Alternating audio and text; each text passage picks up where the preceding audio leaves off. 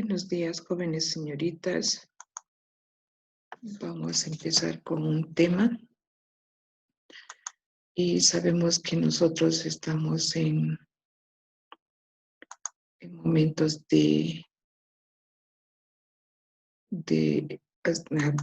terminar nuestros temas para avanzar. Por consiguiente, vamos a compartir ahora este tema que es ¿quién es Jesús? ¿Quién es o quién era Jesús de Nazaret? Especialmente esto más para un poco de reforzar los otros temas que hemos visto, que a veces nos quedamos con conocer no mucho, ¿no?, de Jesús, así que vamos a ver quién era realmente, qué es, quién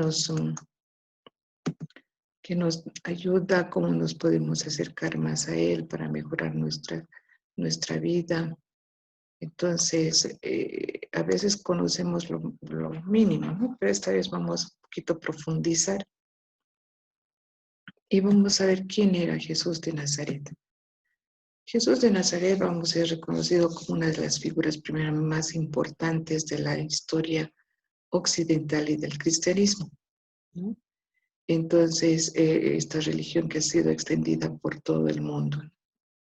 Se trata que Jesús es el Hijo de Dios que se hizo hombre, que creció entre nosotros, que murió y resucitó para librarnos, para librar a todos los seres humanos de los pecados, ¿no? Entonces vamos a ver que Jesús tiene una misión, la misión por la cual Él viene aquí a la tierra, ¿no?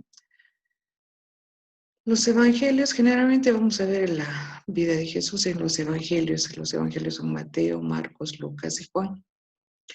Entre los evangelios de Marcos, Lucas y Mateo, generalmente son conocidos como evangelios sinópticos, porque hemos ido viendo de que muchas de las traducciones se encuentran en Marcos, también en Lucas y en Mateo. En cambio, Juan es más, él hizo toda una comunidad juánica que se fue al desierto, entonces él empieza de diferente manera el evangelio, ¿no?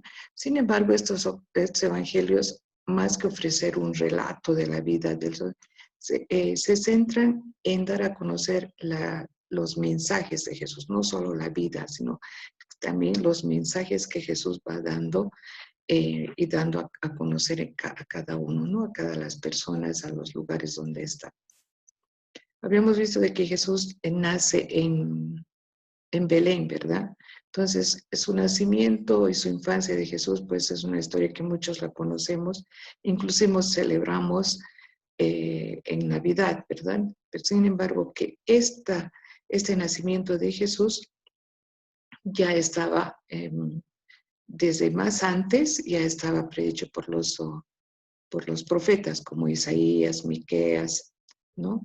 Y habían profetizado que iba a llegar el Emmanuel. Emmanuel quiere decir Dios está con nosotros o Dios con nosotros.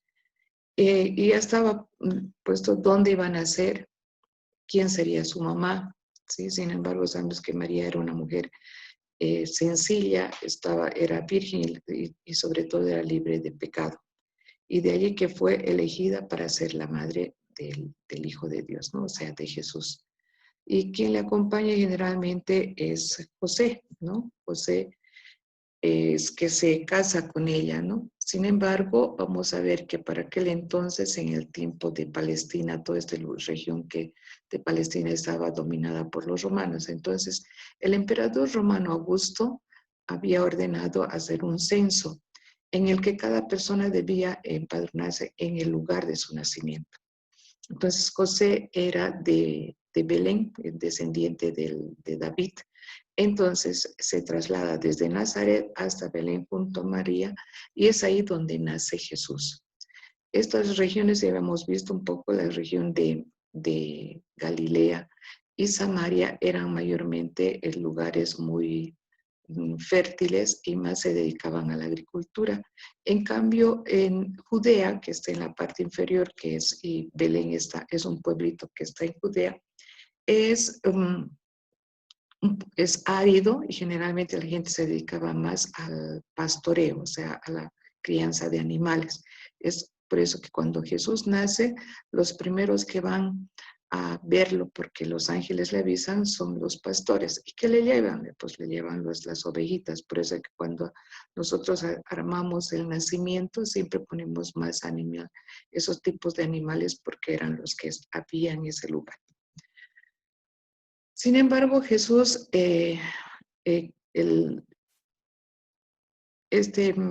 Herodes, que estaba como emperador en toda Judea, es visitado por los 3 reyes magos, los cuales le anuncian que el nacimiento de un nuevo rey. Entonces, él, muy celoso de su lugar, de su puesto, trata de convencerlos de que le avisen. Sin embargo, los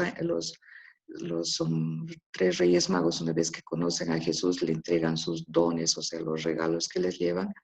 Ellos son advertidos que tienen que regresar a su lugar de donde han venido, o sea, al oriente, pero por otro camino, sin ir ya a avisar a Herodes. Herodes se entera y entonces hace matar a todos los niños del lugar, y eso se llama como el Día de los Santos Inocentes, ¿no? O sea, muchos niños mueren.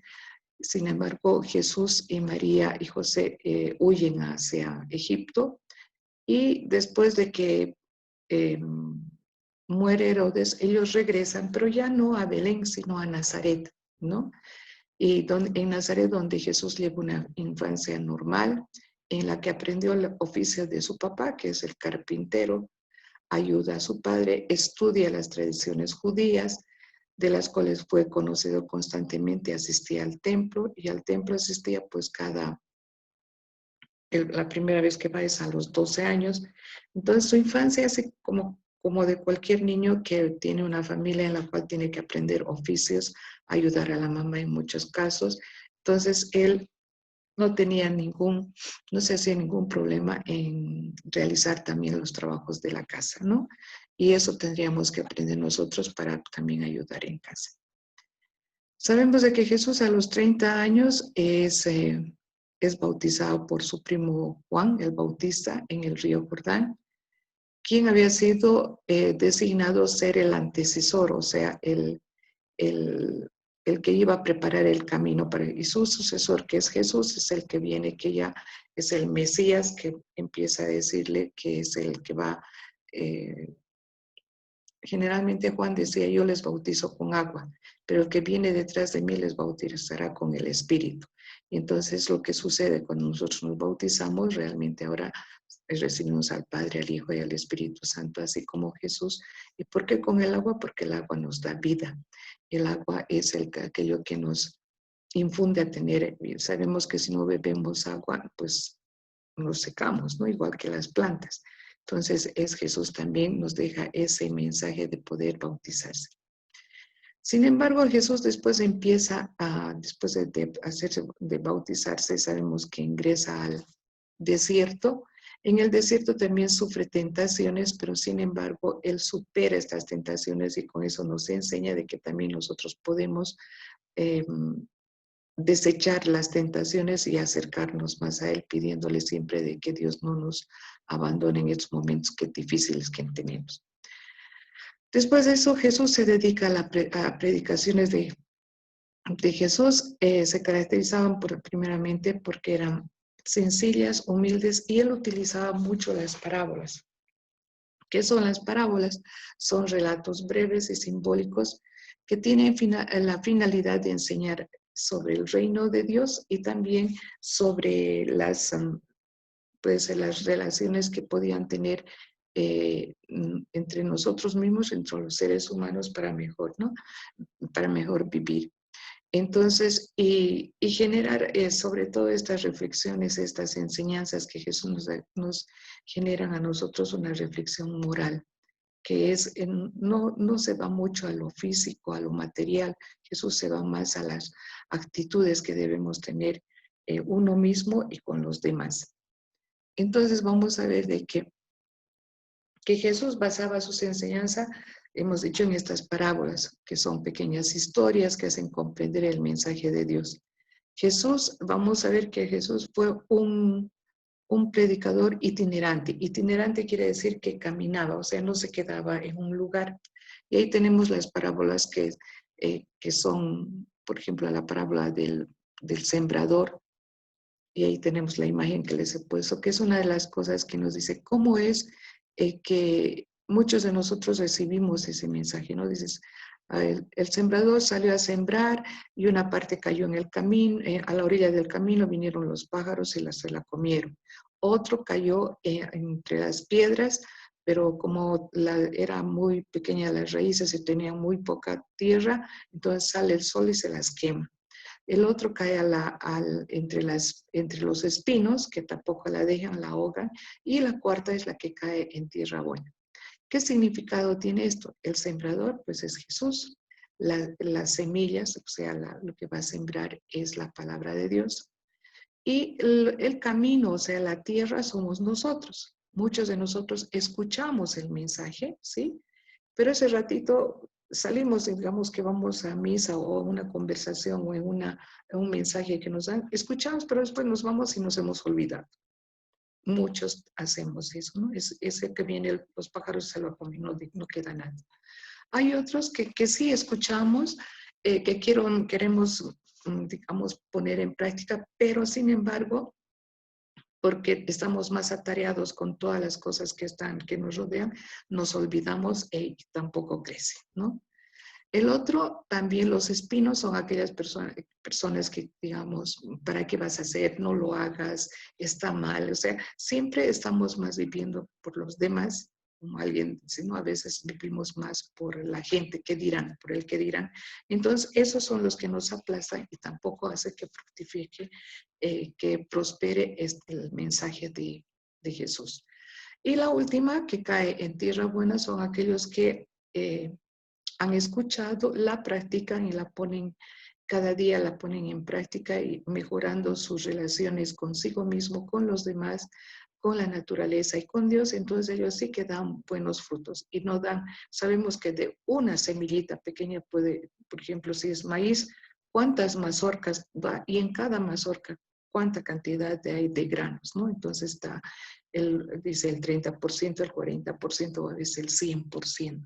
Entonces, esto, por ejemplo, nos hace comprender de que estas parábolas nos dicen a nosotros cómo debemos nosotros actuar, cómo deben ser nuestras actitudes. O sea, que si se dan cuenta, no es a lo económico, a lo material, sino más es a lo que tú realmente puedes mejorar tu vida y tu relación con los demás. Entonces, el centro de Jesús, el centro del mensaje de Jesús generalmente es el reino de Dios. Y las parábolas pretenden a veces enseñarnos más este aspecto fundamental de ese reino.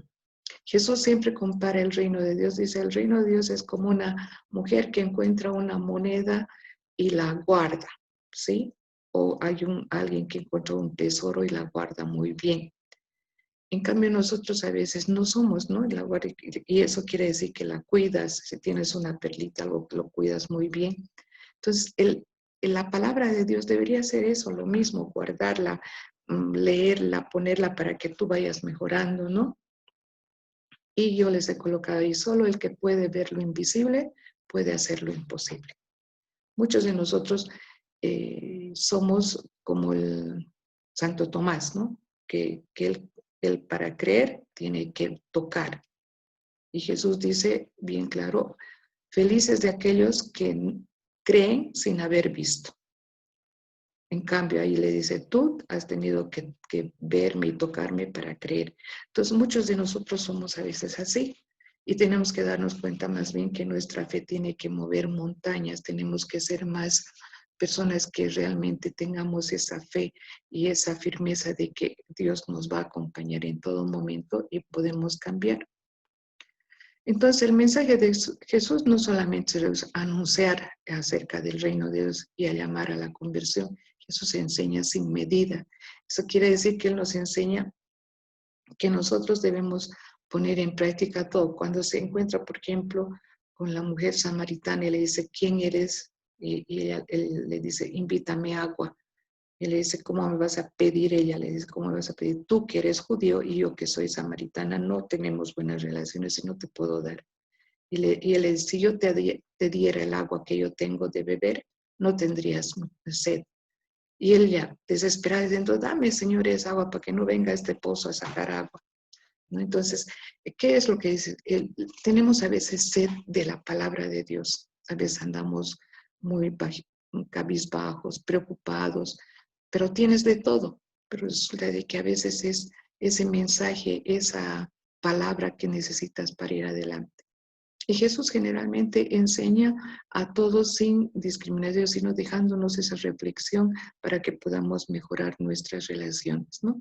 Entonces, chicos, vamos a ir esto del mensaje de Jesús. Sabemos que después él de enseñar ha sufrido persecución y todo hasta dar su vida por nosotros, ¿no? Es el nuevo Cordero, es la alianza que ha hecho Jesús entre el hombre y Dios, ¿no? O sea, es la nueva alianza.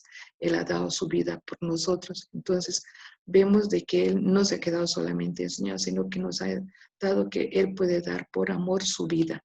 Y todos nosotros también podemos dar nuestra vida para ayudar a los demás. Quizás en ese sentido de que, bueno, yo me muere para que otros se salven, quizás no, pero yo puedo dar una forma de ayudar a otras personas. Quizás siendo más solidario, siendo más comprensible, sabiendo escuchar. Entonces, muchos de esos a veces ya nos llena a la persona que está a tu lado y no necesariamente de que necesite muchas cosas más, ¿no? Entonces, chicos, sería eso todo. Nos vamos a estar viendo en la clase ya. Alguna duda, pregunta que tengan, vamos a dilucidar en ese momento. Decirles